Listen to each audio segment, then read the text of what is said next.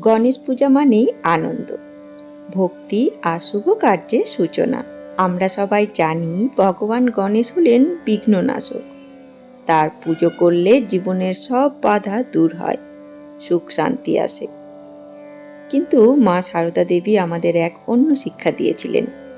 তিনি বলতেন, ঈশ্বর এক, কিন্তু তাকে পাওয়ার পথ অনেক। যাকে যেমন রূপে ডাকো সে তেমন রূপেই সাড়া দেন। তাহলে গণেশ পুজোও মা সারদার দৃষ্টিভঙ্গি আমাদের জন্য এক গভীর সত্য প্রকাশ করে। শ্রী শ্রী মা সারদা দেবী কখনো বলেননি যে শুধু একরকম উপাসনা করলেই ঈশ্বরকে পাওয়া যায়। তিনি সর্বদাই বলেছেন, সব পথই ঈশ্বরের কাছে নিয়ে যায়। কেউ গণেশকে মানেন, কেউ দুর্গাকে, কেউ বা শ্রীকৃষ্ণকে, আবার কেউ সারদা মাকে। আসলে ভক্তি যদি খাঁটি হয় তবে প্রতিটা পূজা অর্চনাই ঈশ্বরের কাছে পৌঁছে দেয়। গণেশ পূজাও তাই, শুধু উৎসব নয়, ভক্তির সাধনা। ভগবান গণেশকে বলা হয় বিঘ্ননাশক।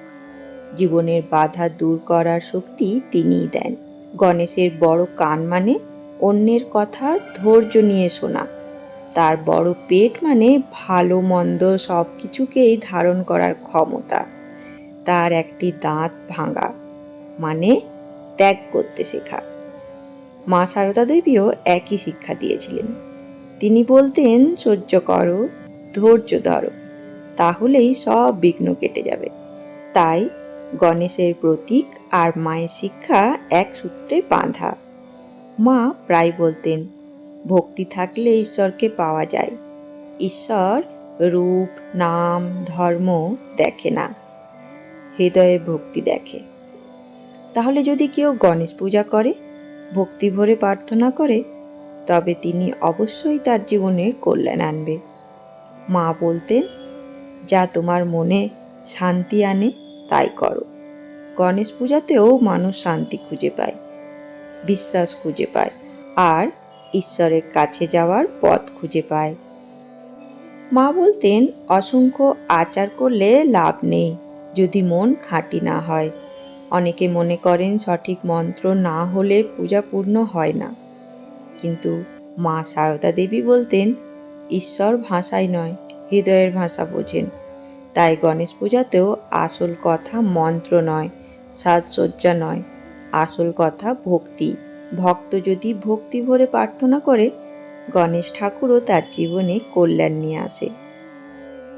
যেমন মা একবার বলেছিলেন, যদি ভাত না থাকে তবে ঈশ্বরকেও ডাকা যায় না। এর মানে বাস্তব জীবনের চাহিদা পূরণও ঈশ্বরের কৃপায় হয়। আর গণেশ পুজো মানেই জীবনের বিঘ্ন দূর করে সুখ শান্তির পথ তৈরি করা। তাহলে মা সারদার দৃষ্টিভঙ্গি আমাদের শেখায়, গণেশ পুজো শুধু একটা আচার নয়, এটা ভক্তির সাধনা। আমরা যেভাবেই তাকে ডাকি না কেন, ঈশ্বর সবসময় আমাদের ডাকে সাড়া দেন। মা সারদা দেবী সবসময় আমাদের মনে করিয়ে দিয়েছেন, ঈশ্বর এক, পথ অনেক, আর গণপতি বাপ্পা সেই পথেরই এক উজ্জ্বল প্রতীক। তাই গণেশ চতুর্থীর এই আনন্দের দিনে আসুন আমরা মায়ের শিক্ষা মনে রাখি। খাঁটি ভক্তি হলো সত্যিকারের পূজা। ধন্যবাদ। জয় ঠাকুর, জয় মা। বন্ধুরা, ভিডিওটি ভালো লাগলে অবশ্যই বন্ধুদের সাথে শেয়ার করবেন আর চ্যানেলটিকে সাবস্ক্রাইব করে রাখবেন, যাতে সবার প্রথমে ঠাকুর ও মায়ের ভিডিও আপনার কাছে পৌঁছে যায়। ধন্যবাদ।